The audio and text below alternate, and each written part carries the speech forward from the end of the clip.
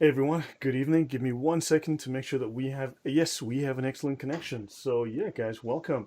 Let's see who we have in the stream. We have Coffee Bean.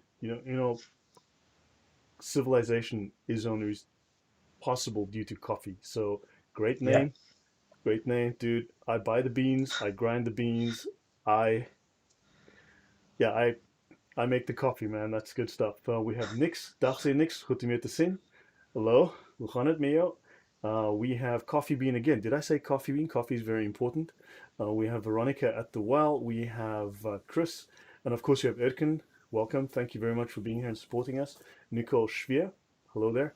And of course, I have Stephen Gilchrist with me, who is the guy that completely stumped Yahya on multiple occasions at Speaker's Corner. And yeah, so welcome, Stephen. Thanks. Thanks for being here. thank you for having me. Hello, everybody. Hope everyone is well. Peace of Christ with you all. And yes, let's go. Let's go, Lloyd. Yep. So Stephen, so you have the lead today. You're introducing the topic. You're the guy that has experience at Speaker's Corner and listening to the stories that you hear from the The Muslim apologist. apologists, yeah, the Yeah. apologists, sorry. So I'll let you Um, run with this one and just explain to us. So introduce the topic, and I'll let you run with this for the most part. Sure. Okay, so today, guys, we're going to look at one of the most popular Muslim arguments at Speaker's Corner which is, can Allah enter his creation or not? Okay, so that's what we're going to be going through today, Brother Lloyd. Okay. Niks heeft het net gekomen om te support. Extra vaak wacht nog voor sneeuw. Okay, so she says she came to support us. She's feeling sleepy and she's waiting for snow. There's no snow Oh, outside okay. anymore. Yeah, It's it's yeah, gone. the It's gone. snow's over here. Unfortunately. Yeah, sadly, the snow Yeah. disappeared very suddenly, but it's worth it if you come and visit during the winter. Snow is awesome, Yeah. actually. Yeah, it is. It's not in the UK. I'm sure it's great where you are in Poland. It's not great here, but Yeah, yeah, yeah. yeah. So yeah. Anyway, yeah. Ik is ook fuck. I'm also a little sleepy. It's been a long week, and yeah. So guys. So yeah, Stephen. I'll let you go. Yes. Okay. Right. So we're going to start with a few verses from the Quran. Are you I'm going to sharing? share Because my then I'll bring up I'm the going to sharing share my screen. screen with you. Yeah. Okay. So bring it up now. Is it Okay. all up there? Yep. So, okay. So we have the first verse from the Quran is from Surah 67, verse 16, and it reads as follows. Can you just zoom in so that you zoom up the text a bit? Lots of people Yeah, watch on sure. cell phones, so Yeah, just okay. control scroll on the screen. Yeah, Yeah, let's bring that up. Okay, yeah, so that's pretty oops, good. A little one smaller, one smaller. yeah, sure. Go back, Sorry go about that. back, go back one more, go back one more. Just find where your text is. Go back one more, maybe. Yeah, Sorry. yeah. Yeah, Normally, just use that. That's fine. That should work. yeah, Yeah. actually. Okay, so it reads as follows. This is Surah 67, verse 16. It says, do you feel secure that the one who is in heaven will not cause the earth to swallow you up as it quakes violently?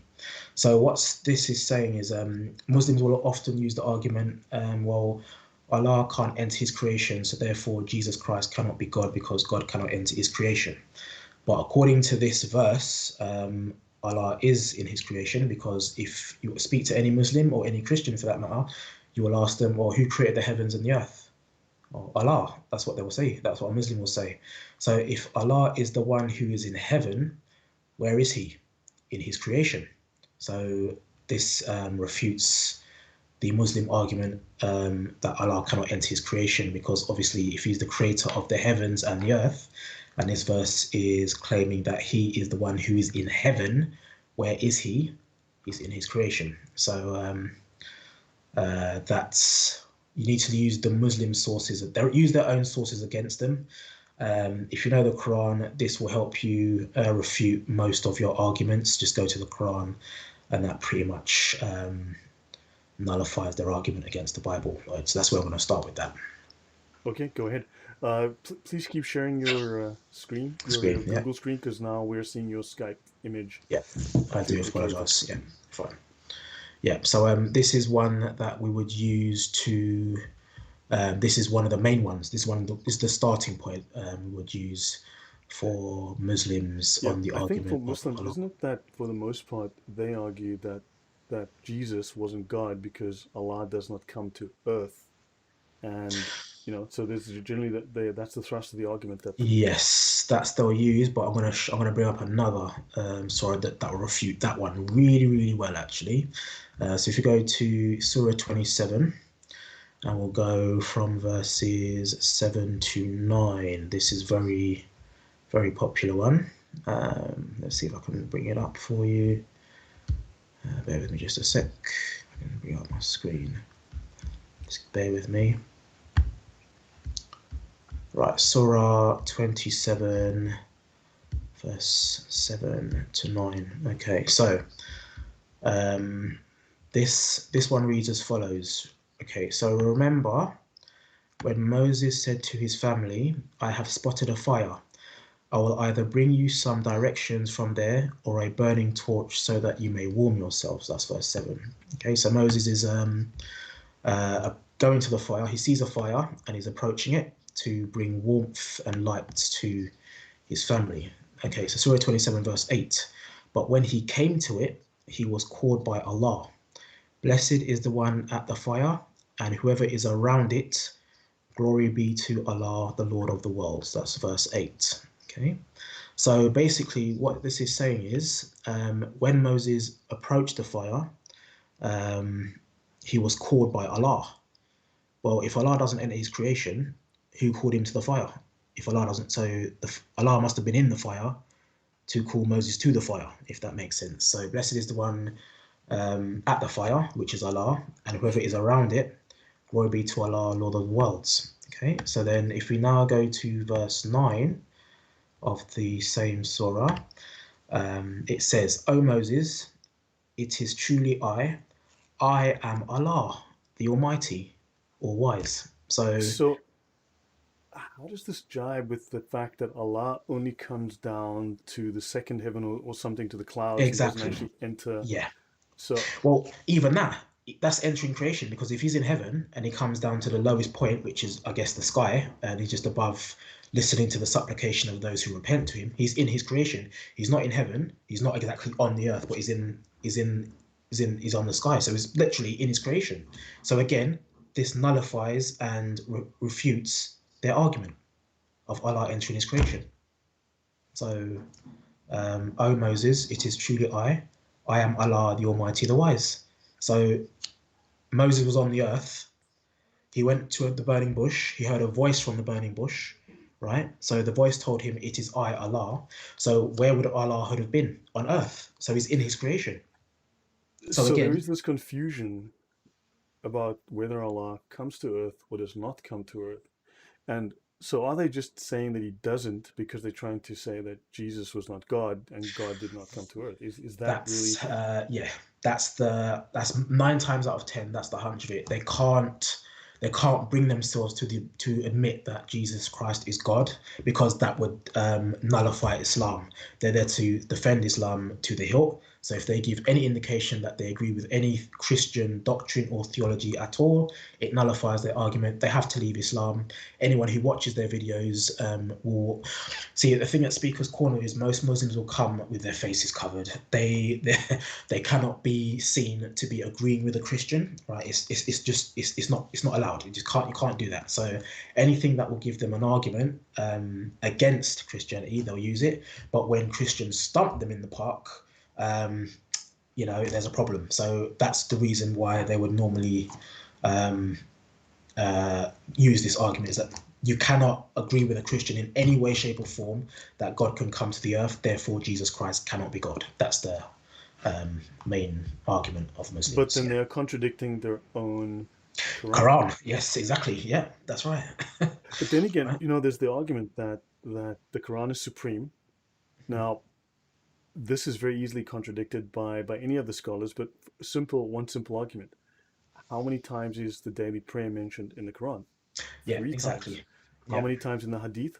5 times. How many 5. Yeah, times do Sunnis pray? Five yeah. times. Are Mm-hmm. they following the Quran or are they following the Following the Hadith? Are Hadith. they? Very, very true. Yes, exactly. Yeah. So if the Quran is over the Hadith, then you're praying in lines with the Hadith and not the Quran. So you're pretty much nullifying your own book basically, and you're following the oral sources of Muhammad and not the written word of Allah. So yeah, work that one out. Okay, so that's interesting. So Allah doesn't. Now, I did mention to last Sunday. I did mention to AT, Ask Truth Apologetics, that Yeah. when you look at the sources of the Quran, and I know I've mentioned before, I'd love to discuss this. I actually have some notes on it. I need to read some books on this. I have the notes that the sources of the Quran are wide and varied. So the major sources of the Quran are Jewish folk tales from the Targums and out of the Talmud and various other Jewish sources, and also heretical Jewish sources, and then Mhm. also from heretical Gnostic sources. I know they call them heretical Christian sources, but really they're not. They're not really Mhm. Christian. They're anti-Christian sources. Yeah. So you have the Infancy Gospel of Thomas. You have the Israelite Gospel of Thomas. They're two different books. Yeah. Then you've got other sources as well. You've got Marcionism. They actually have a name for Marcionism in Islam. They have Arianism. They have Onomoism. So they've actually taken concepts out of all of these Christian heresies from the third and fourth centuries, and they've taken sources out of Zoroastrianism. They've taken sources out of Hinduism. They've taken sources out of these other religions I've mentioned, and Yeah. they've rolled these into Copy and Islam. paste. Copy and paste. That's what it is. So yeah, and so one of the major reasons that Allah supposedly does not come to earth is that if you look at Gnosticism and if you read through the Reliance of the Traveler, for instance, Allah is Islam is Gnostic. They'll tell you bluntly, Islam is a Gnostic religion, and the mystics of Islam, the saints of Islam, are all Gnostics. And when you read through the major scholarly novels, scholarly books of Islam, Allah is pure spirit. Allah could Okay. not come to earth, so he took his light and he created Muhammad because Muhammad is his representative on earth. He's vice regent on earth. So Muhammad is the light of Allah appearing on earth. And Muhammad is the light that illuminates this he is effectively the spirit, the Holy Spirit behind Adam, Moses, Noah, David, Solomon, Jesus, and all of the prophets, all of the saints. So this is their so they've got this weird idea that Muhammad is actually the presence and the vice regent. That's the term they use. And also, then you have the Gnostic, the raw Gnostic belief that you had this pure God of spirit, utterly pure, and then you had the demiurge who stole power, created the earth, and the earth is unclean. The earth is matter. Matter is unclean, whereas Allah was pure power. God was pure power and just pure fantasy, pure spirit. And earth is dirty, and therefore the pure, raw spirit God would never enter into matter and be dirtied by matter. So there's a parallel there. Your thoughts on that? Yeah, I find that's a bit strange. So if Muhammad is the light of Allah and he's so pure and clean, he performed wudu in a well of dead rags, women's Yes, menstrual he did. towels, and all of that, garbage. The, That's really pure, isn't it? I don't get that. but he says that water doesn't become dirtied by Dirty by anything. anything. Yeah. Okay, all So right. there's a Okay. very strange. I mean, they've taken this really weird backwards Gnostic set of ideas and they've twisted even that and got it wrong. Yeah. So go on, please. Yeah. Ridiculous. I know it's alarm for you. Right. Okay. So the next one is Surah 6, Surah Al-An'am, verse 3. He is the only true God in the heavens and the earth. He knows whatever you conceal and whatever you reveal, and knows whatever you do. Right? So again, he's the only true God in the heavens and the earth. But Allah cannot enter his creation. But who created the heavens and the earth according to Muslims? Allah. So if he is the only true God in the heavens and the earth, he's in his creation. So again, that's another refutation of Islamic claims that Allah cannot enter his creation. So he's the only true God in the heavens and the earth. That's Yeah, very interesting. That's yeah. very interesting. Coco Jasmine asked, Lloyd, do you know anything about Druze religion?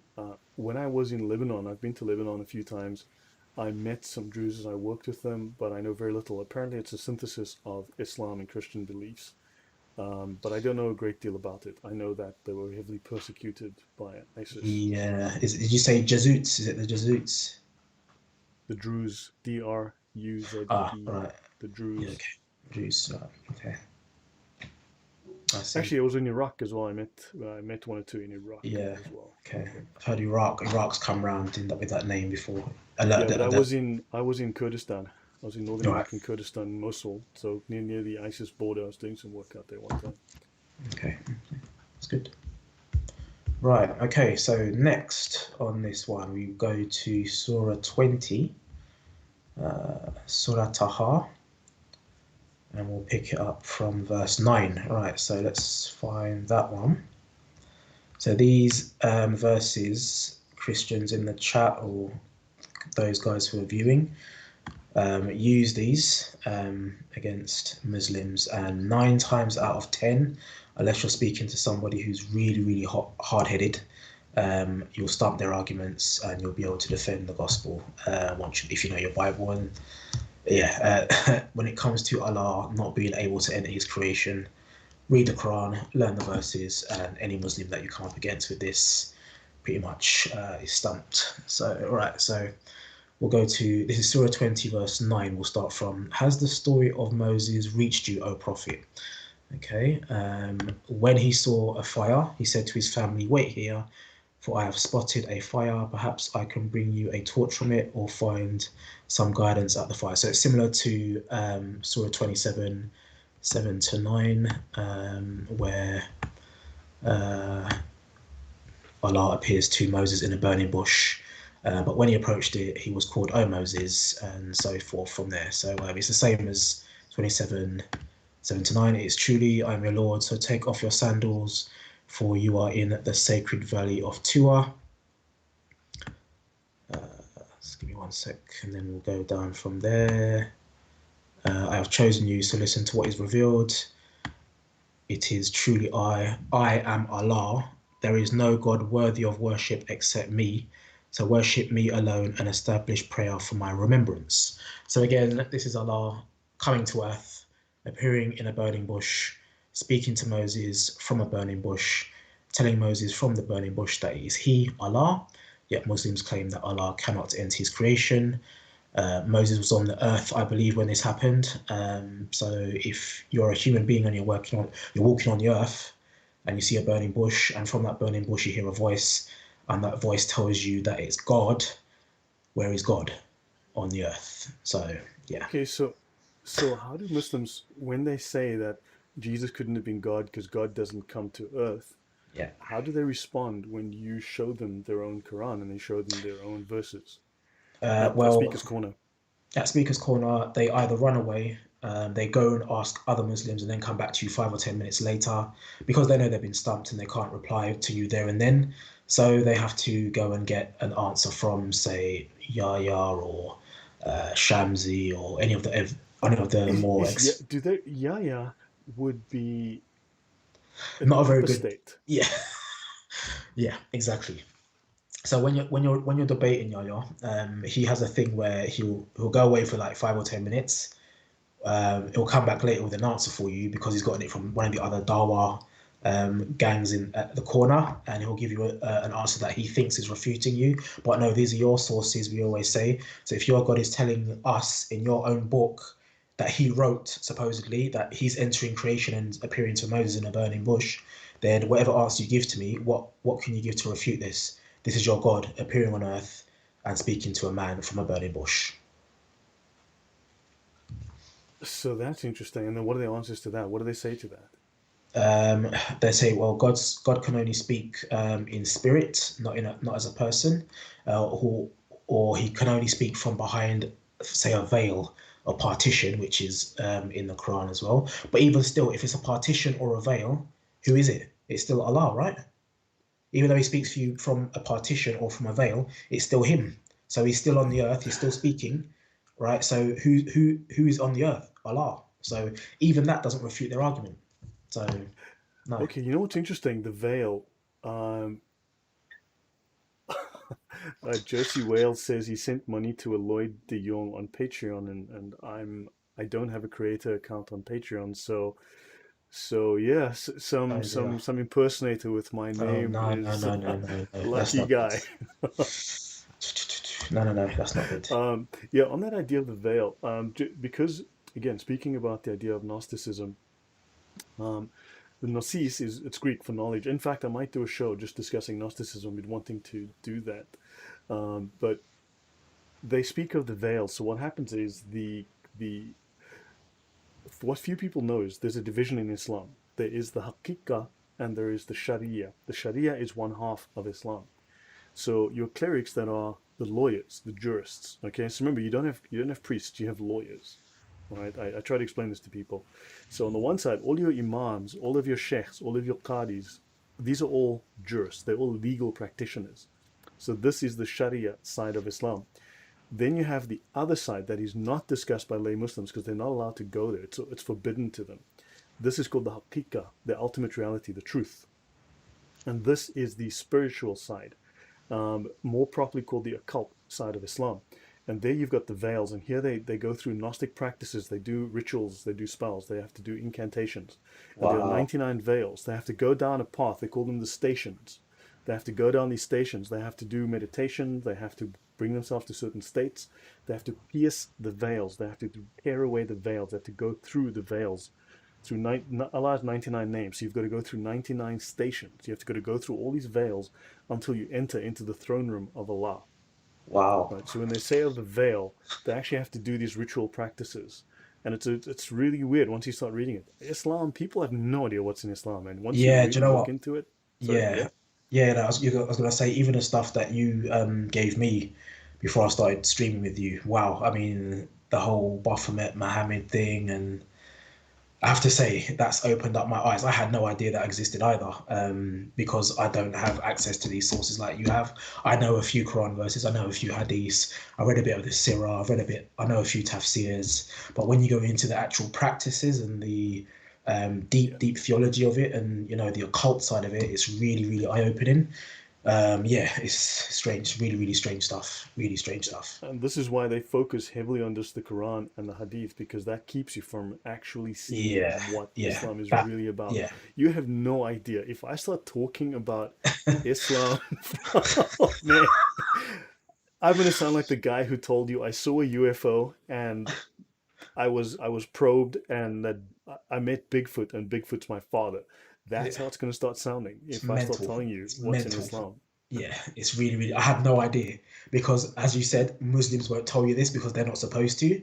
So it's up to you to learn it and read it for yourself. But once you actually, just you alone, Lloyd, you gave me. I got that book, the Digest of Muhammadan Law. I downloaded it and I Right. started reading it. I thought, my God, this is wacky, wacky stuff. It's like, my goodness. Yeah. But Can yeah, I maybe share this. something? Just show something. So someone's mentioned this. Do you mind if I just show this? Yeah, of course. No, no, no. Go ahead. Go ahead. If It's I your just take show. a Go moment to ahead. do a divergence, I just do a small little bit of a divergence.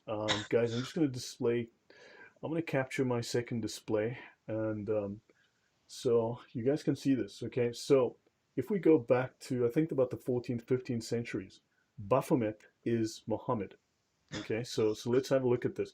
Coffee bean, yeah, you've never heard this before, but yeah, there's a lot. You'd be shocked. Yeah. Start reading about Islam, read their Sharia manuals. You have no idea. No idea at all. Muslims have Don't no know. Yeah, idea exactly. what is No in idea. Islam. They Yeah. don't have a clue. Yes. Right. So I want you to notice this is the star and crescent of Islam. Here you've got the moon and the crescent, the star and the crescent of Baphomet. Okay. And again, you've got the dark moon. Okay, with the star. Now, so modern scholars agree that the name of Baphomet was an old French corruption of the name Muhammad, with the interpretation being that some of the Templars, through their long military occupation of the Outremer, had begun incorporating Islamic ideas into their belief system, and that this was seen and documented by the inquisitors as heresy. So the reason that the Templars were considered heretical and were hunted down is because they started to incorporate Muslims became Templars, and the Templars started to worship Baphomet, who was Muhammad. In fact, they converted to Islam. They adopted Islamic beliefs. So in the Chanson de Simon Pieux, written before 1235, a Saracen, so don't forget, before they became Muslims, before the term became popular or known, they were called Saracens. Jay Smith speaks about this a lot. Yeah. Yeah. A And that's why Saracen, if you see, go on. sorry, that's why if you see, there's a rugby club in the UK called Saracens, and their Mm, symbol is a moon and a star. So if any of you guys who think Lloyd is telling a lie or he's not being truthful, that's the evidence for you right there. He's telling the truth. yeah. Islam is satanic. So in the Chanson de Simapure, written before 1235 of Saracen, Islamic idol is called Baphomet. And a chronicler of the First Crusade, Raymond of Aguirre, called mosques Baphomarias. Peter Partner states in his 87 book, The Knights Templar and Their Myth, in the trial of the Templars, one of the main charges was their supposed worship of a heathen idol head known as Baphomet. And Baphomet is supposed to be a corruption of Mahomet. Mahomet, Baphomet. So Baphomet, now let's go to the Oxford English Dictionary. You guys may have heard of this thing. This is the 1984 printing, the 23rd printing, page 659. Baphomet. Baphomet, also known as Maphomet, Muhammad, right? A form of the name Muhammad used by medieval writers. The name of the idol which the Templars were accused of worshipping. According to Abby Constant, quoted by blah blah, this word was Kabbalistically formed by writing backwards. Backwards writing, that is part of satanic practices. That's satanic. That's satanic. Baphomet is a secret word ascribed to the Templars. So Baphomet is Muhammad. So that's why. So Baphomet is Muhammad. That one is in reverse. It's not from left to right. It's from right to left. That's another indication of backwards writing. Evil works in reverse, they say. So that's another eye opener for you. Yeah. So I'll hand over back to you. So Ishmael McDuffie says, "What? Send me the link in chat. I need this for my Muslim bros. They need the truth." Yeah. Guys. Absolutely. I will. Actually, this is online. If you have if my OneDrive link is in the description, this will be in the OneDrive link. This is under the notes called Muhammad, the seal of the prophets. Actually, let me just bring that up. Let me just get to the top of this file quickly. So yeah, guys, if the OneDrive link is there, you will find it. If not, so this is part of my presentation I've done before called Muhammad, the seal of the prophets. Now, I don't know if the prophets happen to have a mascot, I think they would probably prefer a puppy, but but you've got Muhammad who chose to be a seal, so I don't know what the heck. Yeah, exactly. Well, maybe I misunderstood something. I can't be sure. But yeah, I will. It's in the. So check in the OneDrive link. It'll be there called Muhammad Seal of the Prophets, and if not, I will add it. Yeah, but so you guys, just to let you know, he's telling the truth. Lloyd is he's opened my eyes to things I never knew about Islam. Right, like I said, I'm a Christian, so I'm from a Christian family. I started to go to Speaker's Corner a few months ago, and I've met a few Muslims, and as Lloyd has said, they don't know this about Islam. So Lloyd has opened my eyes and showed me a lot of stuff as well. So things about Islam that I never knew. So please learn it. It's to help you see that Islam is from Satan. It's not a religion of God. It's nothing to do with God at all. It is from the devil. And as Christians, we need to combat it through learning their scriptures and what their religion teaches, so that we can engage with Muslims and save them from their own religion, basically, because it's sending them to hell. And we need to bring them to the truth. So everything Lloyd's telling you is the truth. So don't doubt this. This is the truth. So yeah, absolutely. It's horrible. It's really, really bad religion. Yeah, guys, if I start talking about some of what's actually in there, you won't believe it. Yeah, it's just crazy. It's crazy. Horrible. It's really bad. Yeah. I've got a friend I need to speak to one time. He knows much more about the occultic side of it than I do. The occultic side of it is. For instance, well, actually, let me not go there. That's a diversion. I don't know as much about it as I do about some of the other things. But the Hakika side of Islam, I don't know that well, but I have a friend who's got some knowledge of it, and it's crazy stuff once you go down that rabbit hole. So yeah, just continue, and we'll continue the conversation, Stephen. Yeah. Okay, so I will do. Right, so a few more. We've got Surah 7, verse 143. And this reads as follows: When Moses came at the appointed time and his Lord spoke to him, he asked, "My Lord, reveal yourself to me so I may see you." Allah answered, "You cannot see me, but look at the mountain. If it remains firm in its place, only then will you see me." When his Lord appeared to the mountain, he leveled it to dust, and Moses collapsed unconscious. When he recovered, he said, "Glory be to you. I turn to you in repentance, and I am the first of the believers. That's Surah 7, 143. So this surah, this verse, Moses spoke to his Lord, which, Musa is the Islamic Moses. He spoke to his Lord, which is Allah. My Lord, reveal yourself to me so I may see you. Allah said to Moses, you can't see him, you can't see me, but look at the mountain. So if it remains firm and in its place, only then will you see me. So when his Lord appeared to the mountain, he leveled it to dust. So how can a mountain be leveled to dust unless something greater than a mountain comes to earth and levels the mountain? So again, this proves that Allah came to earth and leveled the mountain, which caused Moses to collapse and fall unconscious. And when he woke up from his unconsciousness, he said, glory to Allah. So Allah again came to earth, leveled the mountain, and revealed himself to Moses. So Allah entered his creation. Yeah, this strikes me as a small parallel here. If you go back into you go back to the Old Testament, the Jews had to build the sacred Holy of Holies inside the temple. Yeah. The priests had to purify themselves for about 3 days to a week before they could even enter. Go into the temple. So they had to be extremely pure before they could enter, and otherwise, if they entered, they would die because their impurity would be destroyed in God's presence, right, in the presence of the Holy Spirit. Yeah. And of course, this changed with the advent of Jesus. Now you've got a process where God found a way to remove sin from man so that they could enter into his presence without having to intercede through the priest and with the sacrifice. Absolutely. And so God could not enter creation technically. So, there is this parallel. And Muhammad came to Islam sees itself as a continuation of Mosaic law. Of course, it demotes Jesus. It elevates Muhammad to the status of Muhammad Jesus, the counterfeit Jesus. And you've got this idea that still Allah doesn't, or God doesn't come in. You can't enter into the presence of God because he's separate from us. And so there's and also Islam affirms, they say that Muhammad, that we must practice what is affirmed by Muhammad. So Islam affirms certain teachings of Moses and Muhammad, and the rest that's rejected, they must not follow. But so there's a continuation of this idea, but it's a distortion of the idea of the purity of God and the separation from humans. Whereas this changed, and now there's no separation, and they're denying this fact of Christian theology. Yeah, absolutely. Because what they will say is, when Jesus came, he made all foods clean, and he did away with circumcision. He said, do not look at the circumcision of the body, look at the circumcision of the heart. But Muslims still circumcise their young boys.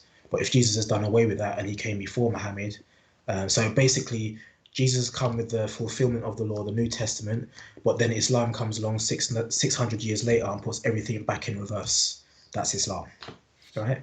If Moses was alive today, he would have stoned Muhammad to death as a false prophet, Deuteronomy 18:18-20.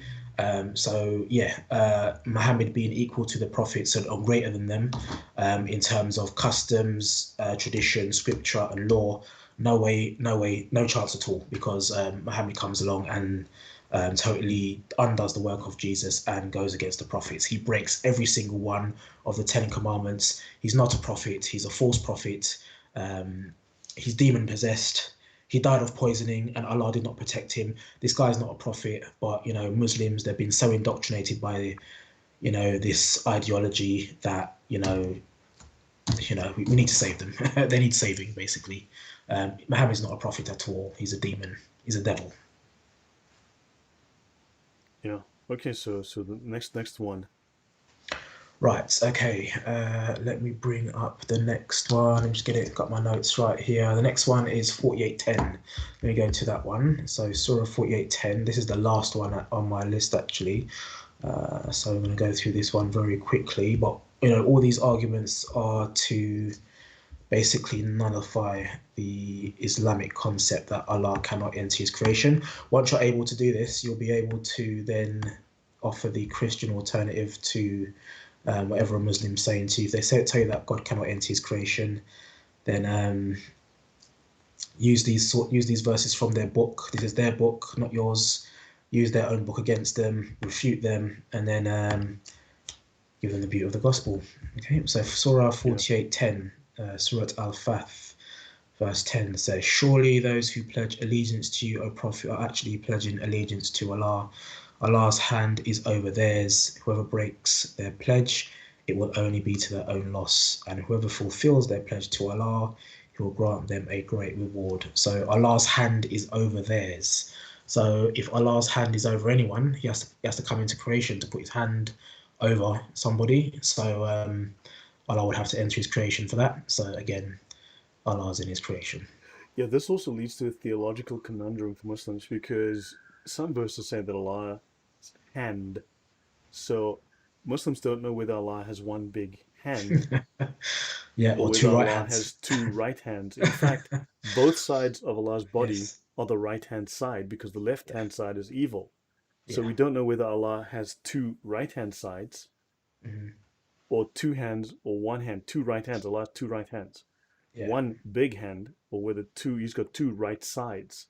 Yeah. So this leads to some crazy. It's not a metaphor. To a lot the coffee bean. The Quran is supposed to be literal, but if you find a number of contradictions, right? Yeah. I want to show you Oh guys yeah. something else. So this is going to be Yeah. always more fun and games with Islam, but we spoke about.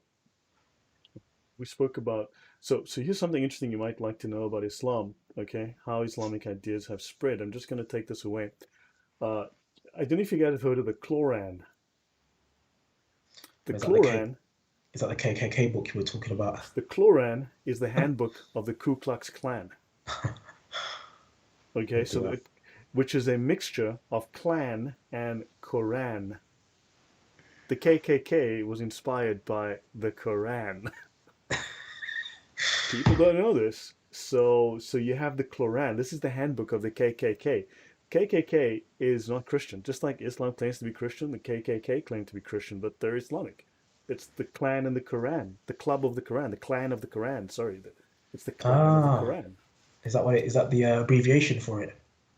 Yeah, well, it's the clan of the Quran. So Yeah. this is insane. And yeah, but of course we can't talk about this because now let's have a look. The Knights of the Ku Klux Klan, the Templar Knights of the Ku Klux Klan, because I don't know if this looks familiar. Do you see this little knight, this little Yeah. Templar knight on the horsey here? Oh gosh.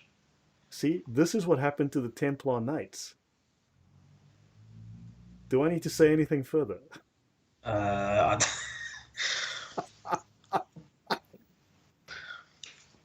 Yep, they have it. They have it. They have it.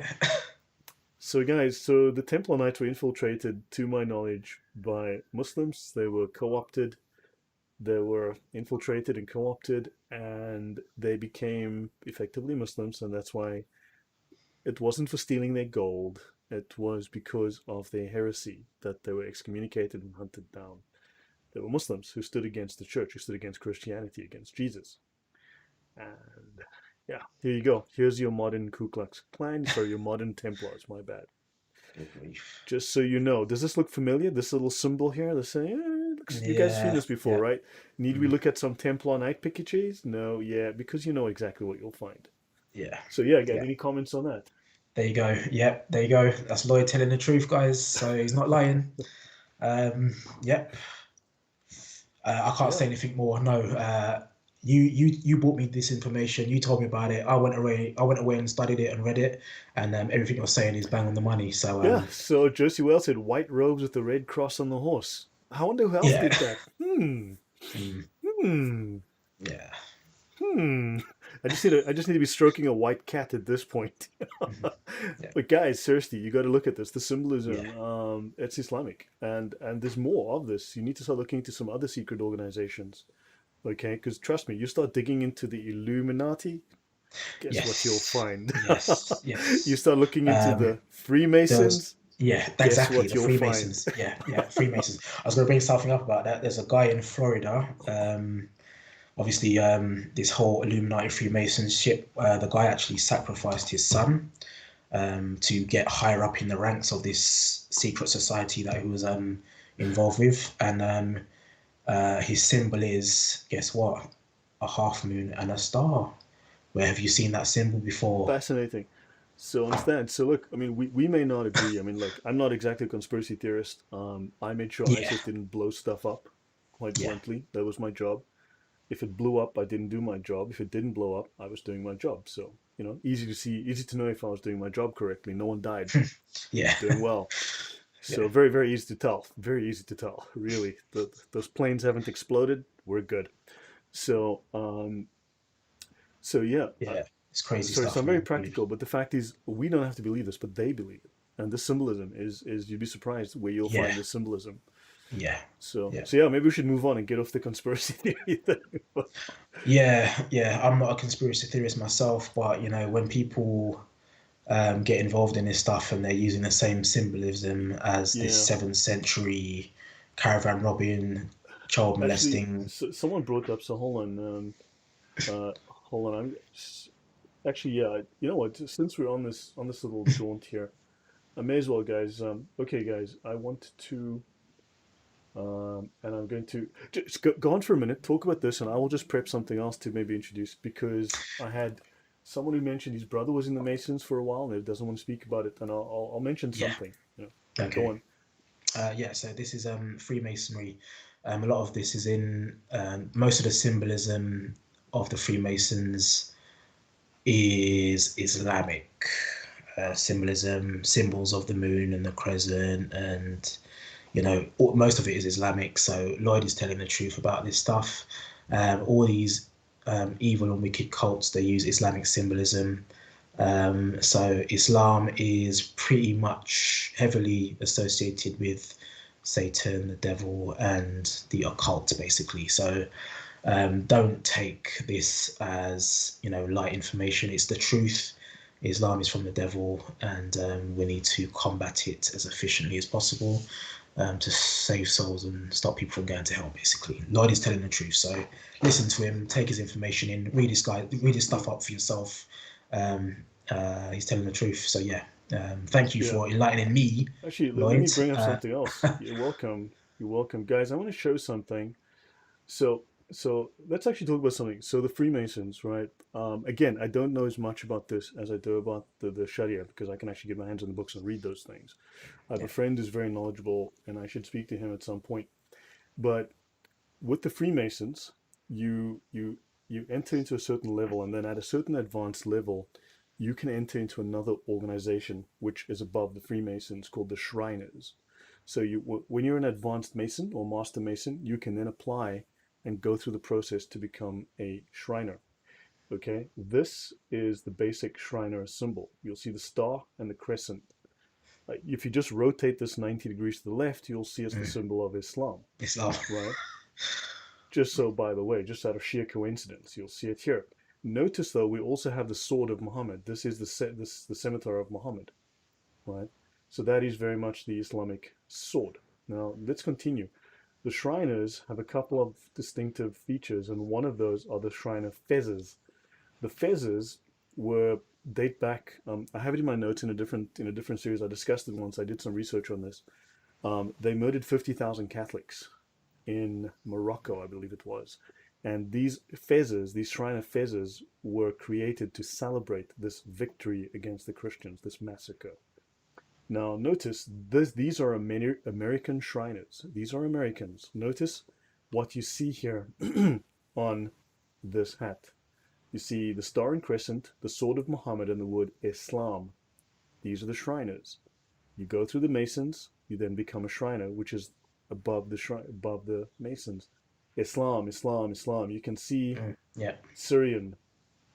These are all Masons. Sorry, so don't forget, most of these Shriners will be Masons. Now, when you read the actual indoctrination, the ritual to become a Shriner, it's entirely Islamic. You give Islamic. allegiance to Muhammad, you give allegiance to Allah, you give allegiance to Islam. You go through this whole indoctrination ritual, and you actually give all sorts of allegiance. You go through this process, and you won't believe it, but you have to read it. There are books on it. Read yourself, and it's like this can't be real. These guys Yeah. are, and of They're course Muslims. now I don't have all my notes here. I didn't plan for this, but if you look at the first temple, okay, it's called a mosque. Just so by the way, and the first temple in New York, and there it's called the Mecca temple. Just sheer coincidence. I don't know what's in Mecca. Did you know of anything in Mecca that's of relevance to Islam? Just out Yeah. of sheer A bit. curiosity. A big old maybe, black stone in a Q building. Yeah, yeah. that's what they got there. And Yeah. so they have mosques. So the Shriners have numerous mosques, and they worship at mosques. So, but they're not Islamic. Yeah, That exactly. Same thing. This guy in Florida, this Freemason was in Florida. The guy who sacrificed his son, and he did the deal with a person who he of his organization to do the killing in a mosque. yeah. So yeah, So understand, if you start looking at Shrine of Fezes, you'll start seeing numerous Islamic terms and words. Islamic. You'll see Yeah, Islam, you'll see Allah, you'll see all sorts of phrases. Some of them are ritualistic phrases that have various meaning, but yeah, you're going to find all sorts of Islamic phrases all over this. And I'll stop you guys. That's enough on this topic, but yeah. I'll get back to what you were doing. So, Right. I'm actually finished, Lloyd. That's just a few points on okay. Allah not being able to end his creation. When you read the Islamic texts, use the surahs and the verses I've given you, you'll see that's a lie, and Jesus Christ wins, basically. All right. No, thanks. That was very interesting. Yeah, it's just that, yeah, he comes down to it. Pardon me, he is in earth, and yet he doesn't. Yeah, So it's really they just want to deny the fact that Jesus was a true deity. uh, So that's that's correct. Yeah, that's the hunch of it. They can't admit that Jesus is deity because it goes against Islam. Because Allah says he's only a prophet. He's not the son of God. He wasn't crucified. He didn't take away anyone's sins.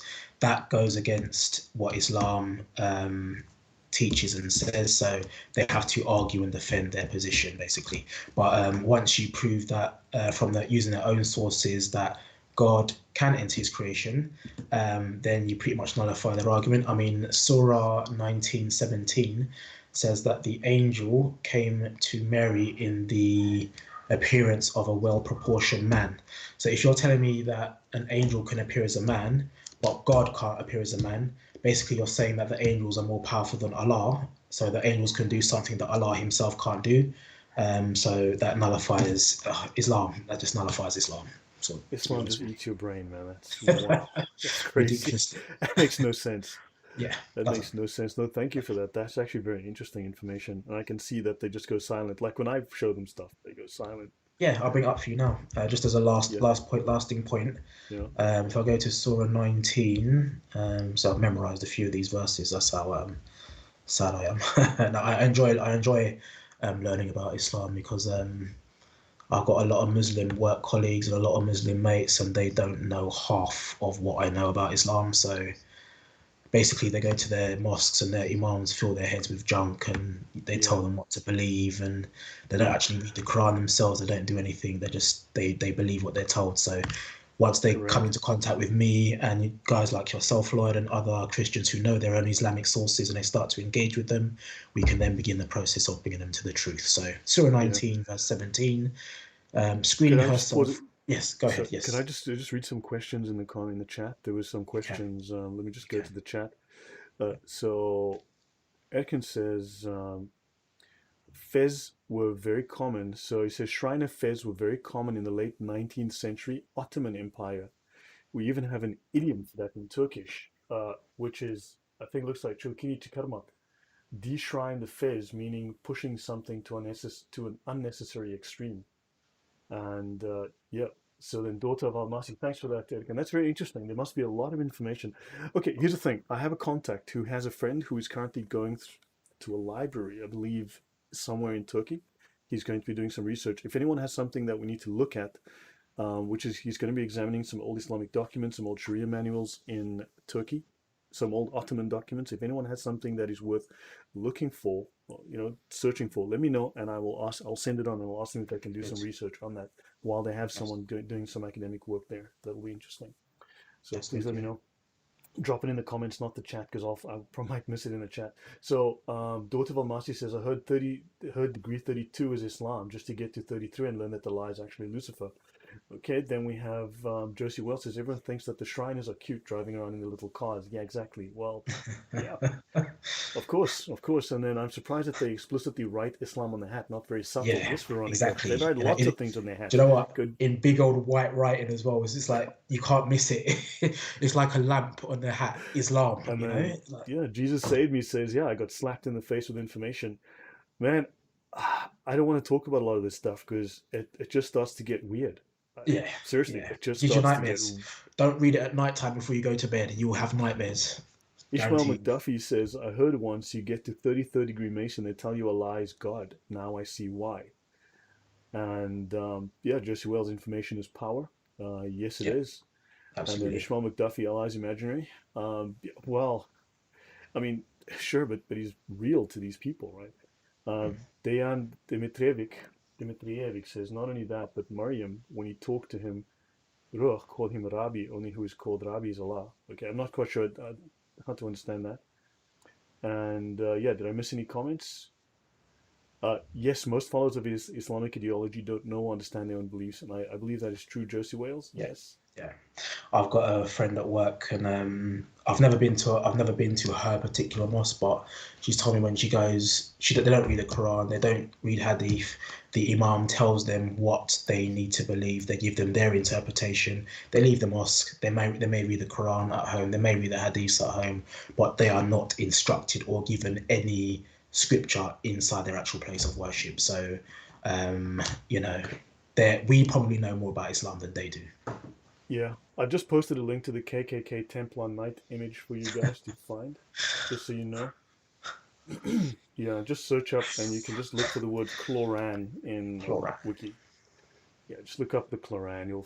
Yeah. And then Daughter Balma says, I tend to believe because Allah is anagram for halal, which is Lucifer in the Bible, Hillel bin Shahar, son of the dawn. Yeah. Interesting. Yeah. Oh Ah, wow, son of the dawn, the light bringer, yes. the light That's bringer. good. Daughter Al Which Masih. That's is good. Yeah.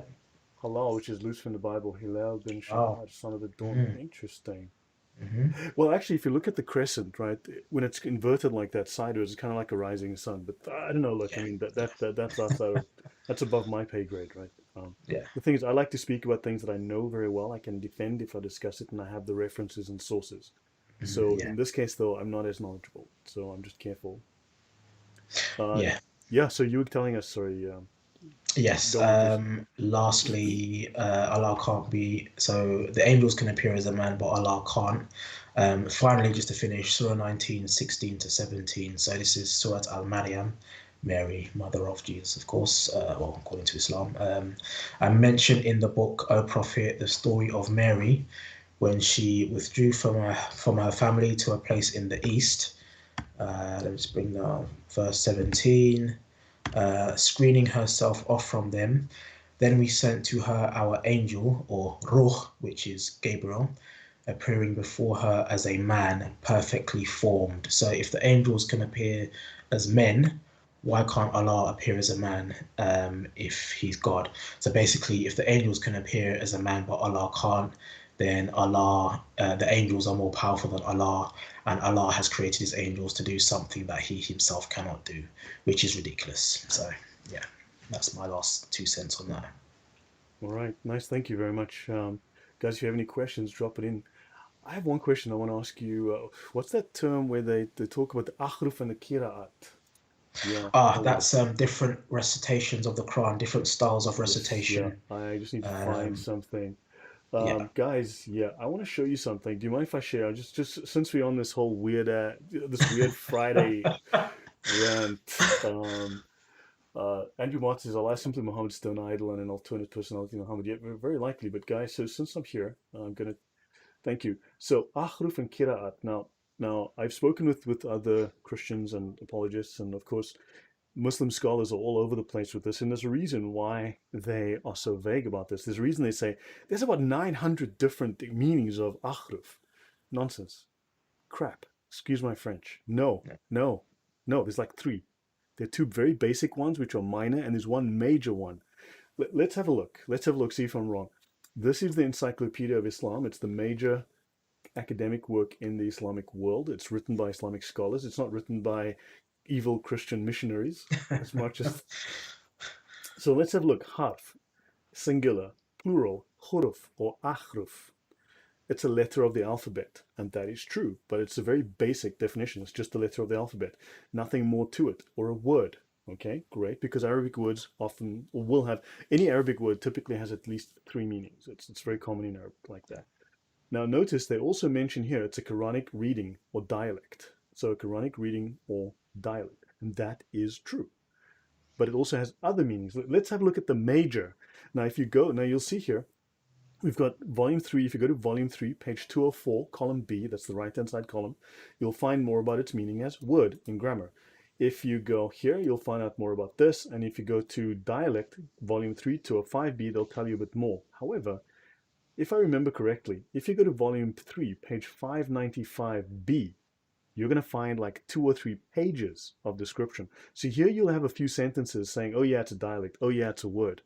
Here is where you're going to find the actual detailed meaning of what akhruf means. Let's read. Akhruf, onomatomancy, a magical practice based on the occult properties of the letters of the alphabet and of the divine and angelic names which they form. This is the major full definition of akhruf, and this is why they waffle about it, because they don't want you to know it's occult magic. Yeah. You mentioned this before, actually. You mentioned this, how they put the words together to form certain chains of meanings in occult, and gosh. This is why 20% of the Quran is gibberish. As you know, people will tell you, any proper competent translator will tell you, any scholar will tell you 20% of the Quran is total gibberish. Yeah. Right? Yeah. So the reason it is total gibberish, the reason that it is gibberish is that these are simply phrases, because they have occult practices. You will say these gibberish words to disassociate your mind from your intellectual mind so that you can leave your intellectual mind, separate yourself, and then penetrate the veils, these 99 veils. You can penetrate, go through these stations, the annihilation of the mind, the annihilation of the soul, the annihilation of the body, and then and all these other weird stations they call them, and then you go through and you pierce the veils until you get into the throne room of Allah and enter into the light of Allah. And Muhammad is the first of the Islamic saints to do so. He entered into the throne room of Allah. He is the Nur al-Muhammadi. The Nur al-Muhammadi is the light of Muhammad, but it's more than that. The Nur al-Muhammadi is the ultimate reality. Muhammad saw the ultimate truth. He became part of Allah's ultimate truth. So he was created by Allah, and then he returned to Allah using these magical practices, and that's why you see these occult references. Islam Critiqued has mentioned them very vaguely, but when you start reading through the Sharia manuals of the scholars, then you start to find some really interesting things. But akhruf, this is the major meaning of akhruf. Onomatomancy, a magical practice based on the occult properties of the letters.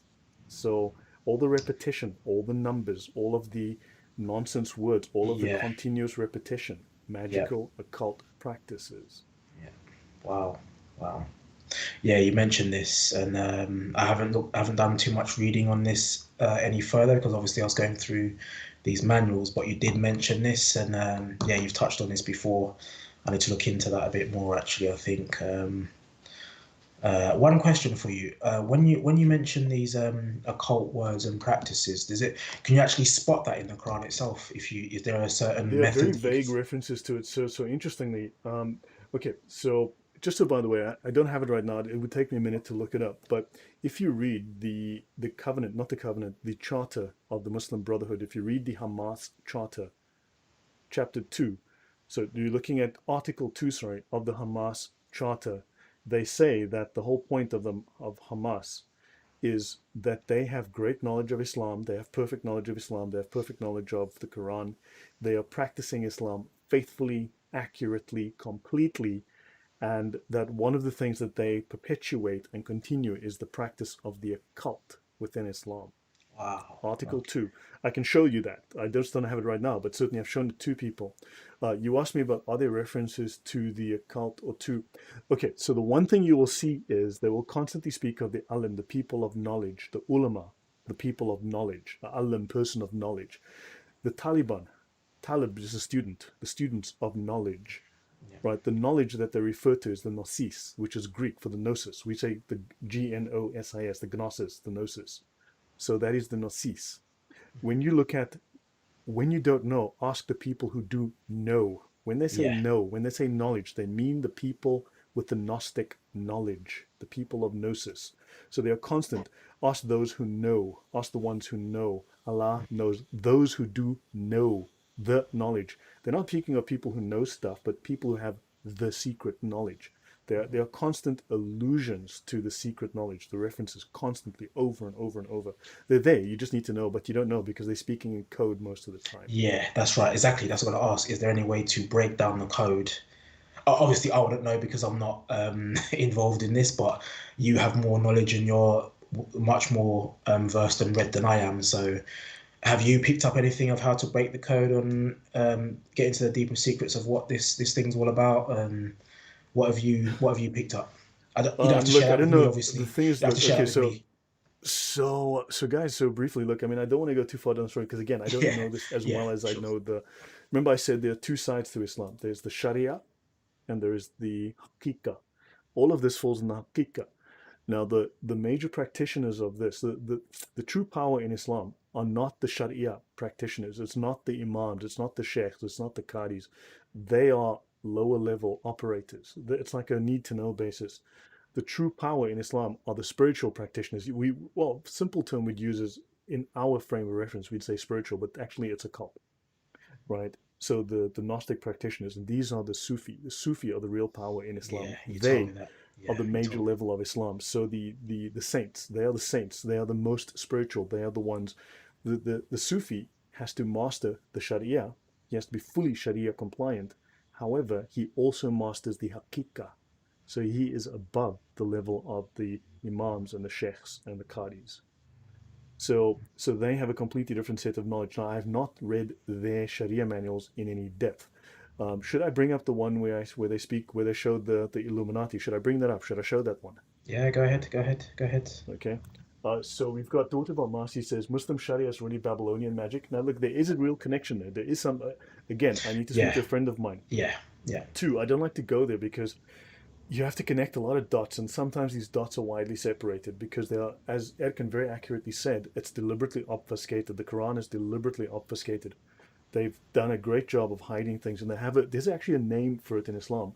Where, if you read the Talmud, for instance, and Dr. Valmasi mentioned the Talmud, you did say something, but one part's not entirely accurate, and I will speak about that in a moment. The Talmud's like one book and you can read it and everything's there. But you see, the problem with the way Islam is done, it's distributed. So you have a book and there'll be a few words here. And then they'll reference another book, and that book's over here. And then that book will have a few words and a couple of sentences. Then you have to go to a third book. And that book will have 10 paragraphs, but then it references you to another book. Then you need 20 books to get one thing.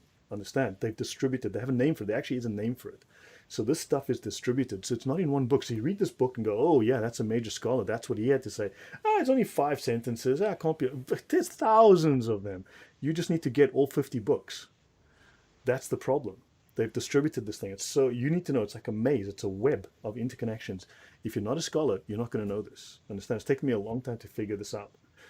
Dr. Balmasi, you mentioned the Talmud.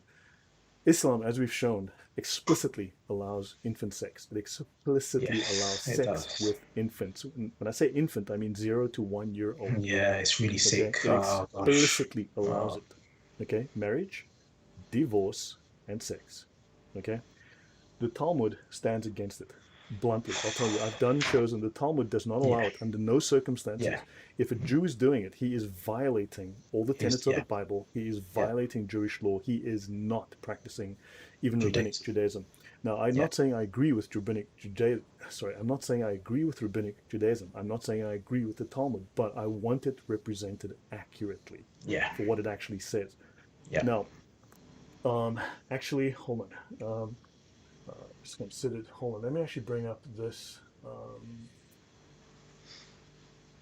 Actually, hold on. I need to. Is um, shush. So, actually, you know what? I'm gonna find something here. So, section marriage in the Talmud. Actually, let me bring this up because actually let me just show this because this is going to be useful to you guys. The claim that Jews allow child sex is completely false. It's complete garbage. Okay, and the people who are saying that, including a very well-known scholar called Heikel Mothman, he knows who he is. He's talking out of his backside. Okay, there are 4 references in the Talmud, and I've done 7 series on this. I've done 7 shows on this in detail. The seduction of a minor girl is considered rape. That is in the Talmud. It appears 4 times. Somehow they'll show you, but the Talmud allows sex with a 3-year-old girl. Nonsense. Nonsense. If you believe this, you have been fooled. You did not take 2 minutes to actually just go read the Talmud yourself. And whoever's enjoying this is either lying to you or he's been lied to. Talmud Yevamot, or Yevamot 33b, the seduction of a minor girl is considered rape. That is the Jewish law. However, there are different chapters where this appears. In the one chapter where they always quote that a rabbinic priest, a Jewish priest, can have sex with a 3-year-old girl, this is completely misconstrued. It's twisted. When a girl is 3 years or below and she is raped, she's molested, right? She is considered impure. She doesn't have the same ritual status as someone. So when she's old enough, the age of marriage in Jewish law varies between 18 and 22, right? So when she is old enough for marriage, a priest cannot, if she was raped when she was 3 years and 1 day, right? If she had to be molested and lost her virginity due to this when she was 3 years and 1 day, she is not pure anymore. She's lost her virginity. She's not considered pure. And at that point, she cannot be the priest. She cannot be married to a Jewish priest. She cannot be, because his wife must be pure. Must be ritually pure. If she was molested at less than 3 years, then this is considered, she is still in the innocent phase, and all of this is forgiven. It's forgotten. She's no longer. So there are about 6 or 7 phases. So 0 to 3 years, 3 to 9, 9 to 12, 12 to 15, 15 to 18, and 18 to 22. I think those are, it varies, but those are the different ages for boys and girls where they are considered in different phases. So if something happens in a given phase, they are not responsible, or they are responsible, or they're legally bound, or they're not legally bound, depending on the age. And it also, they vary it based on the person. If you're mature at a certain age, they'll say fine. But at no point are you allowed to go and diddle 3-year-olds. That's a lie. That's a complete and utter and total lie. And please don't believe that. Okay? So when they say... Sorry? No, you've been through that in detail on quite a few of your streams, and that makes sense to me now as well. So that's the correct way to clear that up, to make sense of that. That's correct. The code is the Talmud nonsense. Daughter of Almighty, I'm sorry, but that's not true. I mean, I'm going to have to take you to task there if you're going to start pushing that, because most of that, I'm not saying the Talmud is awesome. Okay, I'm not saying the Talmud's great, but I do want it to be represented accurately. Okay. Now, I'm not saying that you'll find some crazy stuff in the Talmud. Believe me, I read it for months. I spent months reading it before I did 7 shows on it, discussing it. Understand? It took me there are 12 million words in that thing. It's going to take you a lifetime to read the darn thing. So I mean, I read a portion of it, and it's boring like crazy. You won't believe how boring it is, and there's some really weird things in there. But for instance, the thing that there's a claim that say that if a girl is diddled when she's less than 3, this is nothing. Okay, all that means is that this is not considered as counting against her. It doesn't damage her ritual purity. She's still considered innocent. She's still considered a virgin. She's still pure, and there is no legal penalty. But the fact that it says this everywhere, there's multiple headings, the chapter headings. Also, the chapter where they discuss the rape of the little girl. Okay, there's about 25 scenarios they present. They start with, if I recall, a brother and a sister having sex with each other. And in fact, what people don't realize is these headings, Yevamot, and all these other headings of the Talmud, they're actually headings, they're chapter headings. And these chapter headings refer to laws, be it criminal laws, be they ritual laws, be they religious laws, be they social laws, be they related to money. And the chapter where they talk about the girl being diddled, that's in a chapter on rape. A chapter on rape. So they're talking about rape, and everyone's going, oh, that's allowed. No, because there's 24 different scenarios before it. They talk about a father sleeping with his daughter, a father sleeping, a mother with her son, a grandmother, the aunt. They speak of strangers. They go through all these scenarios and they question, what about this? What about this? What about this? What if it's like this? What if she volunteered? What if it wasn't voluntary? What if it was, what if it happened like this? What if it happened inside? What if it happened outside? What if they knew each other? What if they didn't know each other? What if they were drunk? There's a million questions. And then the last one is, what if it's a 3-year-old girl? So the other 24 all considered crimes. They're all crimes, but the last one in the list of rapes is like, oh, that's permission. Sorry, exactly. You must think I'm stupid, because if you believe that, you are. So sorry, that's my story. I'll let you go on from there, Stephen. Your comments. No, I'm finished. That's the correct way to sum up. You've done some live streams on that before, and that's accurately depicted the way you explained it. But I'm finished. I just wanted to give those verses on the Quran, how to refute the argument that Allah cannot enter His creation. I'm finished, Lloyd. Thank you. I'm finished. Yeah, yeah. So yeah, guys, that's it from me. Yeah, I want to finish it because man, I have to work tomorrow, so I got work to do, and I'm tired already. It's been a long day. But thank you, Stephen, for coming on. Shall we do No, this again you're maybe welcome. next week? Yes, yeah, absolutely, absolutely. Yeah, maybe these Yes, Friday man. streams can veer off into the, Yeah.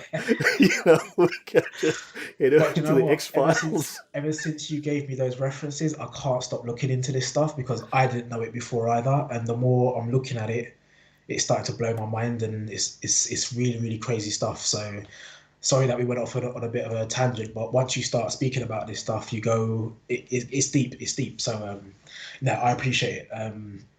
You've taught me more about the occult side of Islam than I even knew existed. So I'm grateful for that. So I'm reading and learning, and yeah, my brain is scrambled a bit, but yeah.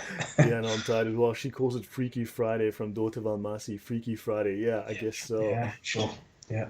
So, We- guys, please, if you do like this, please hit the like button. And if you are going to donate, please don't donate to other people that have my name. yeah.